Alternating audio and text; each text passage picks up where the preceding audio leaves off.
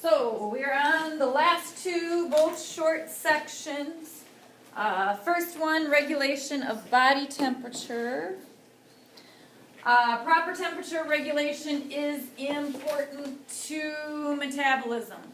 Actually, new studies show, like sleeping, that you sleep better if it's cooler in your room, like 68 degrees. They actually say your metabolism works better when it's a little bit cooler. Average body temperature, 98.6. Aren't you supposed to be sleeping then, if your metabolism is like that? It wouldn't really matter because your metabolism would be working better if you were sleeping. No, your metabolism slows down when you're sleeping. Your metabolism speeds up, when you're exercising and things like that. Everybody's body temperature is a little bit different. Mine's a little bit low. My average is like 97 something whenever I have mine taken. So proper temperature regulation is very important to making your whole body work right. Skin is the major role in temperature regulation. The receptors are found in your skin. Receptors are going to carry signals to the hypothalamus in your brain, and that's going to regulate then what happens. Active cells in the heart and the skeletal muscle and the liver all help to produce heat in your body. So those muscle cells, for the most part, are going to be what respond and produce heat. Heat's also lost constantly through radiation. It's being lost through your body. Like right now, I have my thermostat set at 72. Your temperature is 98.6 approximately. You're losing heat because your body temperature is higher than your surroundings. Body responds to excessive heat by dilation. Your blood vessels get bigger and closer to your skin, and also sweating, the sweat glands that are in your skin. Excessive cooling, if you get too cold, your blood vessels shrink, taking them away from your skin. Sweat glands are going to pretty much shut down, and then shivering is going to cause muscles to produce more heat. Any deviation from normal temperature range can be, people do freeze to death. So any deviation from what's considered normal can be very dangerous. So hypothermia means your core body temperature gets below 95. One time when I was donating blood, I had just drank, there's a good word. I had just drank a V8 Fusion that I had in the freezer, so it was kind of slushy. So then when they stick the thermometer in your mouth, it registered like really low because I had just drank something really cold. Waited a few minutes, I had to wait a few minutes, and they had to take it again. But your core body temperature is below 95 degrees. So it's really not that big of a drop. Hyperthermia, core temperature over 106. So like fevers, typically when you run a fever, 100 degrees, maybe 103, 104. As it gets above 104, then it gets to be dangerous for the body. And that usually requires possibly a trip to the hospital. And last section, healing of wounds.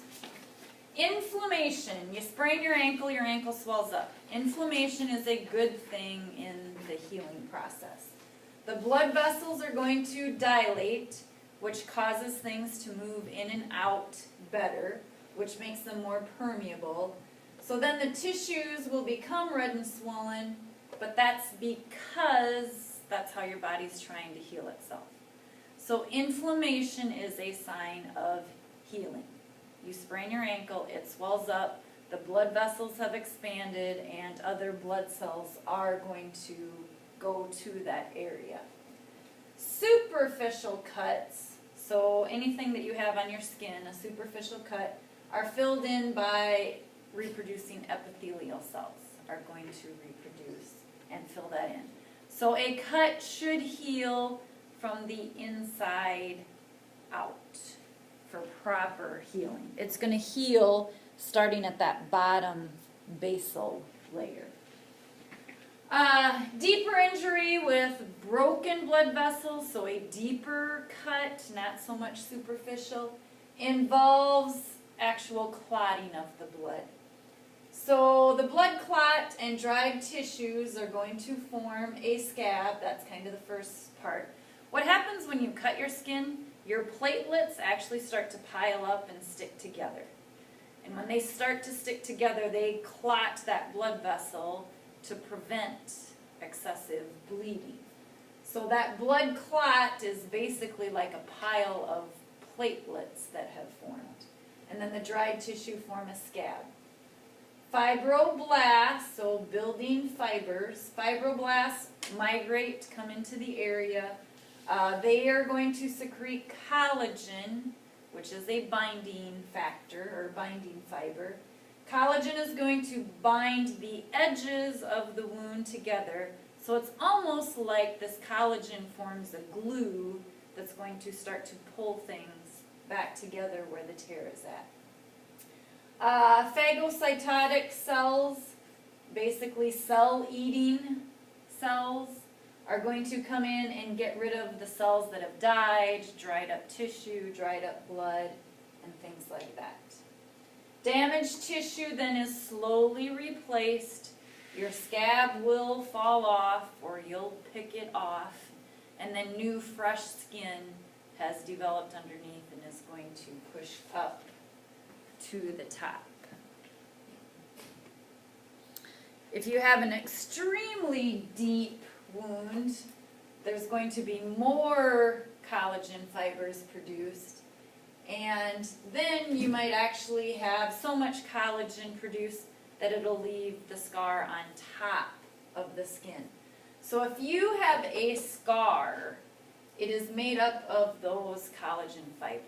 That's not totally normal epithelial cells. They have extra collagen in it. Large wounds that leave scars and healing may be accompanied by granulations. So what happens there is, and this probably wouldn't be a little scar that you see, it might be after surgery, something like that. But a new branch of a blood vessel may grow into that area. So your blood vessels can actually branch off, which is why during surgery, like if they can remove a blood vessel in your leg and use that blood vessel on your heart to attach it to your heart. When they do that, the blood vessel in your leg will form a new route. So if you've cut a blood vessel and it's not getting the correct amount of blood that it needs, a new branch of a blood vessel can form and go to that area. And then that vessel is going to be accompanied by those fibroblasts that are going to build fibers, especially your collagen fibers. Open heart surgeries, a lot of times there will be new vessels that will form.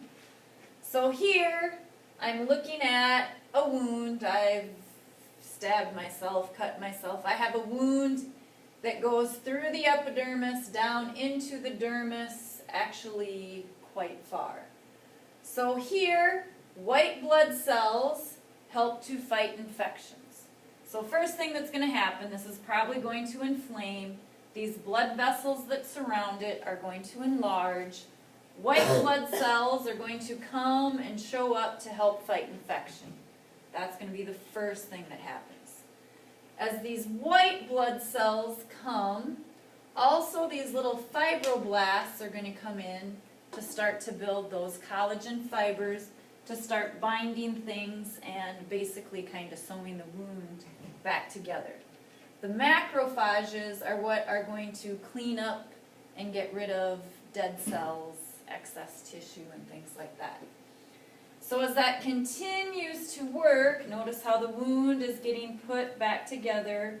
Blood vessel, here's regrowth of the blood vessel. And then this granulation tissue starts to fill in and form new tissue. And then underneath, you can kind of see here, that there is scar tissue that actually kind of has the striations or lines that are in it. So oftentimes, if you have a deep wound, you'll have scar tissue that's underneath your skin. And sometimes you can feel, you can almost feel that underneath your skin. And then the scab will form at the top. And that is the end of chapter 6. Those striations are called striae in your scab as they start to build. That might be a word you might see somewhere.